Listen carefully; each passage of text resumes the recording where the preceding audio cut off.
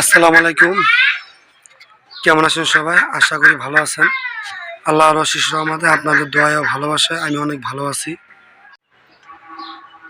তো আজকের ভিডিওটা হচ্ছে রমজানকে নিয়ে কিছু কথা আমি বলবো আপনাদের মাঝে।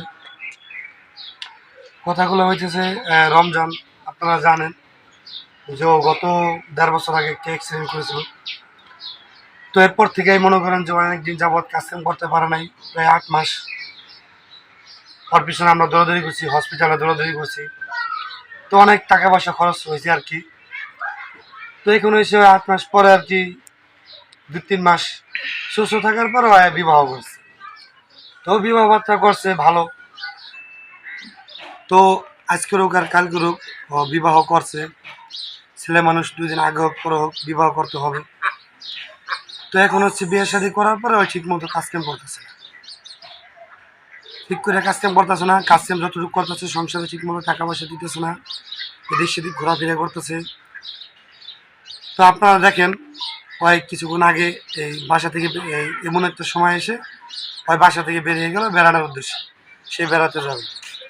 তো এখন বলেন এমন একটা পরিস্থিতিতে পড়ে রয়েছে আমরা। তো আরেক কথা, আর ওর অ্যাক্সিডেন্টের আগে আমার মার গলায় অপারেশন হয়েছিল, সেখানে আমাদের বেশ কিছু টাকা পয়সা খরচ হয়ে গেছে। এরপর রমজানের অ্যাক্সিডেন্ট, সেখানেও আমরা অনেক টাকা ঋণ হয়ে গেছি। এরপর বিয়ার শাদীর যে ব্যাপারটা আপনারা দেখছেন, রমজানের বিয়ার যে ভিডিওগুলো আসলো আপনারা দেখছেন, এখানে যারা এসে ব্লগ বানাইছে। তো আমরা কি আয়োজন করছি, কম বেশি যাই করছি। তো মোটামুটি এই অনুষ্ঠানে আমাদের অনেক টাকা খরচ হয়েছে।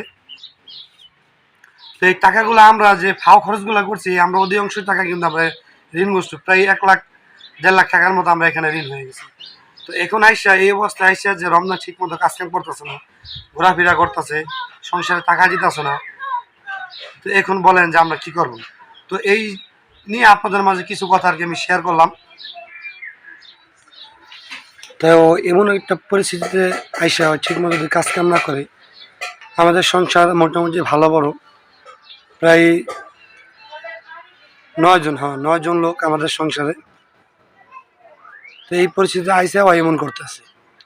আর সবচেয়ে বড় কথা হলো, টোটালে আমরা মিলেছিলাম আর অপারেশন, ওর কিন্তু একটা অপারেশন হয় নাই, ওর 3টা সার্জারি লাগছে হাতে।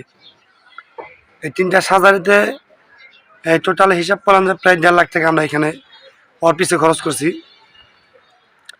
আর ওর বিবাহতে আমরা 1.5 লাখ টাকা ঋণ হয়েছে আর কি।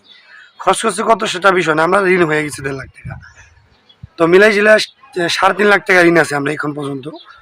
তো 3.5 লাখ টাকা ঋণ থাকার পরও ও যদি ঠিক করে কাজ কাম না করে, সংসারে টাকা পয়সা না দেয়, তুমি একা মানুষ কাজ কাম করে কীভাবে চলবো আপনারাই বলেন। বাইরে প্রচুর রোদ, কথা বলতে কষ্ট হইতেছে, বাইরের দিকে তাকাইতে পারতেছি না। তো আপনারা দেখেন রোদ্রে পুরা ফাটাই লাগতেছে।